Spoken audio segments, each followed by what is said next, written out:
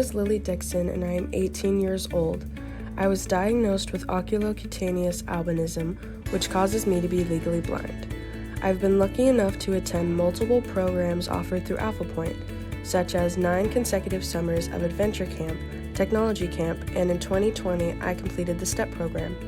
I have participated in multiple eye programs and events over the years that have helped me to understand and develop skills. Alphapointe helped me pursue my one true passion and purpose in life, art.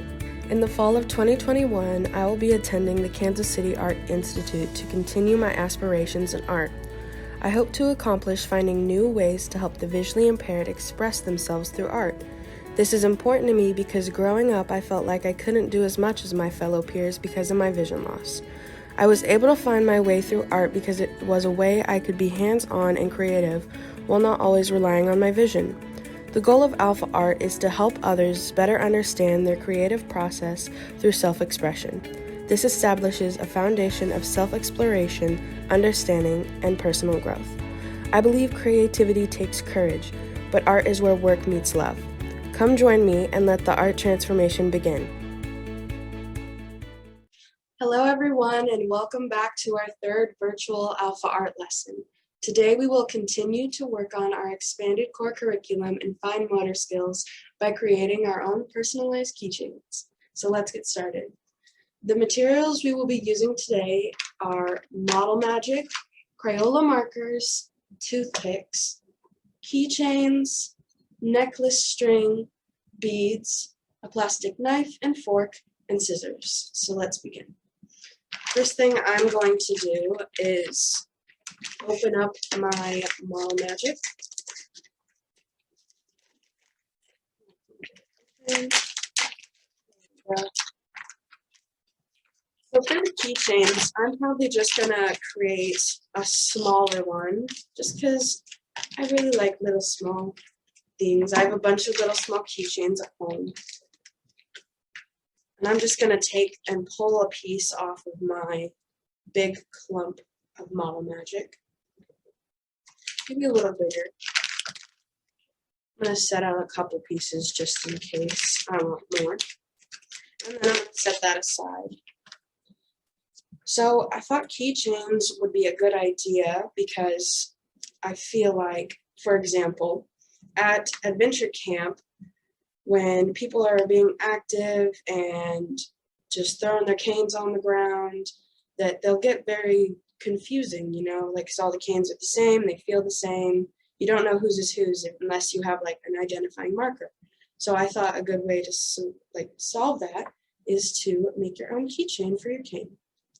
So what I'm doing now is I rolled mine up into a little ball, my Model Magic, and then I flattened it out with the palm of my hand like a pancake. And now I'm going to take a marker. I think you can choose whatever color you want. I think I'm going to do purple. Maybe I'll add a little blue too. And what you're going to do is you're going to color all over your Model Magic. And I made it into I flattened it like a pancake so that you would have a flat surface to color all over. It makes it a lot easier. So I'm just going to color half of it purple. Get a lot of ink. If you take your marker and you press down into your Model Magic, it also gets a lot of ink onto it as well. Because it will take a couple times if you really want a deep pigment or a really more vibrant color. It'll take a couple of times of blending in the color to really make it vibrant. And then I'm doing the other half with my blue marker. Just trying to cover up all the white space. And now the marker will get on your hands and get a little messy, but that's okay. It's my favorite part of art. Now I'm taking it and I took my pancake and I kind of folded it in half like a taco. And now I'm just stretching it, pulling it apart, and squeezing it back together. And just keep doing that. So I think I'm going to go for a solid color today, but you can also marble it I showed with the pinch pots, where you just add two colors and you kind of mix it, but you don't mix it all the way, so that you get this really cool and really pretty marble effect. But I just want a solid color today, so I'm just going to keep mixing it and kneading it until it's all one solid color. But yeah, I thought it would be a great idea to do this for at camp, and everyone has their own keychain, so no canes are getting lost, but you don't have to use it for your cane, of course. You can use it for whatever, and you'll have leftover model magic unless you make a really big keychain. But you can do whatever you want with that. You have complete creative freedom. And so, getting this all mixed up, I think it's pretty mixed. And the more that you pull it apart and push it back together, the more you'll be able to work with it. It'll become more squishy and you can mold it better. So now I'm rolling it back up into a ball. Kind of trying to decide what I want to do. I have some examples that I made over here where I just textured them and put my initial on one of them. Just used the fork and knife to add some texture so I would know they were mine, can feel them. Okay, so I'm going to flatten this down again now that it's all mixed in. And if you want to, you can use something to roll it out, but I'm just flattening it. Well, I could actually, I'm going to use my marker and roll it out, kind of like dough in a rolling pin, just so I can get it flat.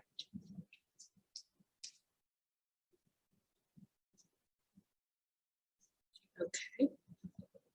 And when you get it to whatever thickness you want, I think this is pretty good. I'm going to take my scissors and first, actually, I think I'm gonna kind of trace out where I want to cut so that I can see ahead of time where I need to cut at. And I am feeling a rectangle today, so I'm going to do a rectangle. There we go. So now I have a little rectangle placed out on here. And I'm just going to take my scissors. And you can cut your model magic with scissors. It's not sticky or anything, so it shouldn't get stuck to your scissors. It's one of the reasons I really like model magic is because I feel like it's so easy to work with, but you can really do whatever you want with it. There we go. So now I have my little rectangle. I really like this color. It kind of reminds me of lavender. And then I have all my extra little scraps. I'm just going to roll those back up in a ball. And I think I'm going to do my first initial on my keychain in Braille. So I'm going to take a chunk out of my leftover, and I want it to be a little darker so there's a contrast between the Braille letter and the back. So I'm going to add some more purple to my little piece that I pulled off here. Not too much, just a little more so that you can tell there's a difference. Now we're just coloring like we were before, pressing down with the marker, getting as much ink out of it as possible. And then we're just going to fold it over again and continue to squish it and pull it apart. Whenever you want to change a color of your model magic, you'll always follow that process, squishing it and pulling it back apart.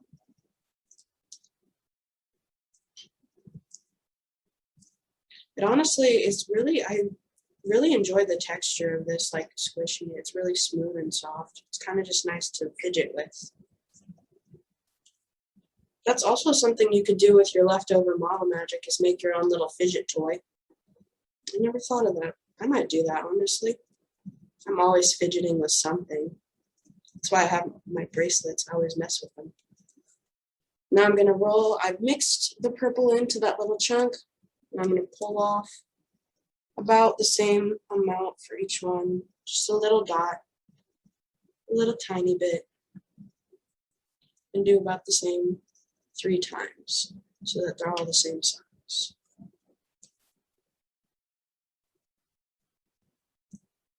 And if they're not the same size, that's all good.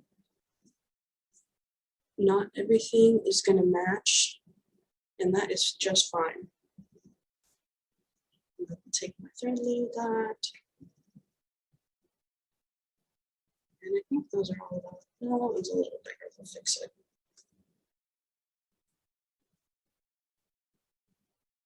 And I'm trying to just use my two little fingers, my pointer and my thumb, to roll it into a little ball.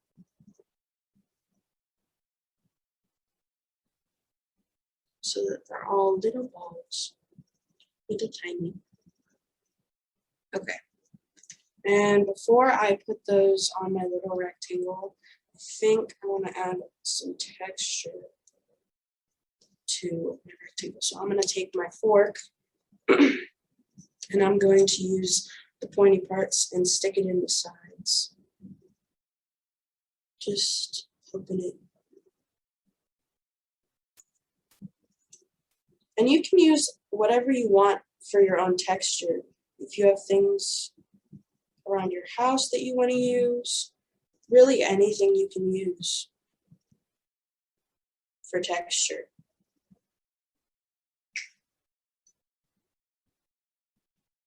There we go. And I'm just pressing it into it. You don't really have to be too hard with it. It's pretty moldable. So there we go. Yeah, and I like how that looks. So now I'm going to take my three little balls.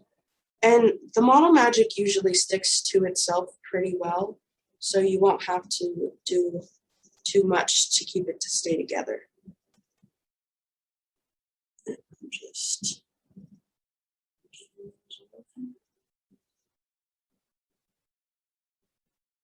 there we go.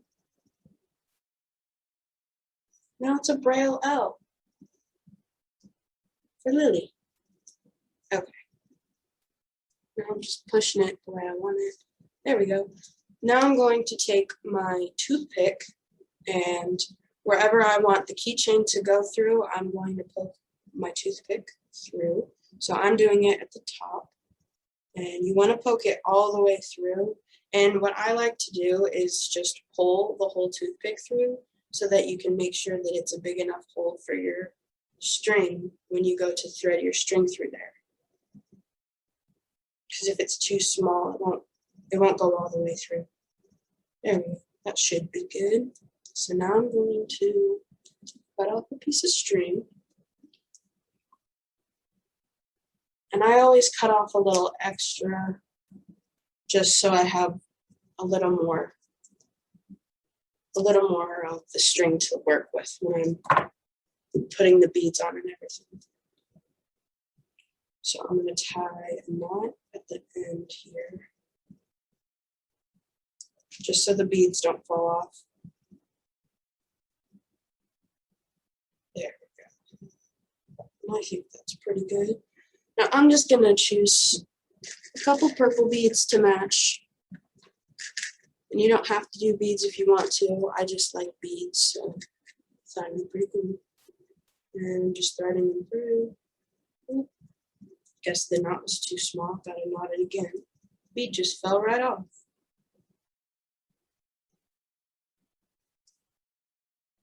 That's how it is with art, though. It's always trial and error. You gotta learn.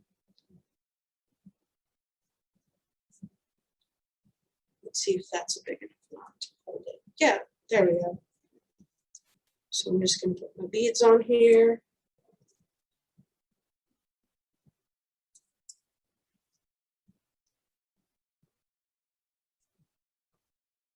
There we go. I think I'm going to tie another knot just so they will stay there.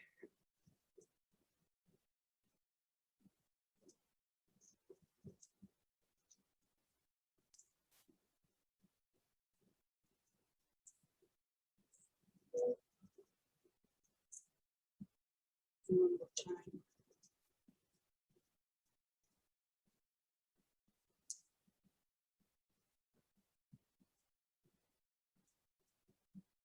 That should be good. And I'm going to take my keychain and tie the other end of this, which is kind of frayed, so I think I'm going to cut that off real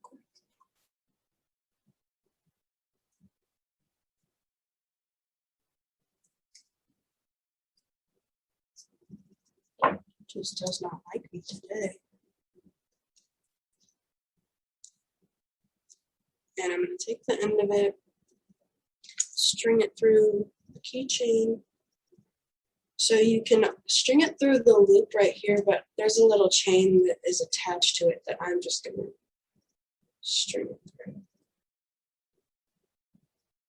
and tie it onto there. I'm just going to do another knot so that it stays in place. There we go. So now your bead is attached. And now I'm going to thread the end of this, the one that's longer, through the hole in my keychain. Put it in this way. Ooh, I need to make my keychain hole a little bigger. And what you can do if it's too small is I just take the toothpick and put it back through and kind of just roll it in a circle to widen the hole.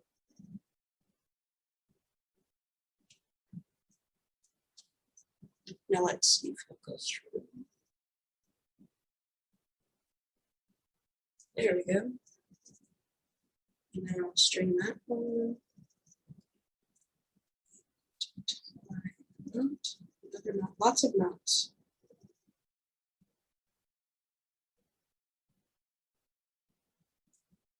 There we go. Awesome. And now we have our keychain. Here we go. Well, thank you so much, everyone, for joining me today. I hope you had a great time. I hope you had fun making your keychains, and have a great rest of your day. Bye.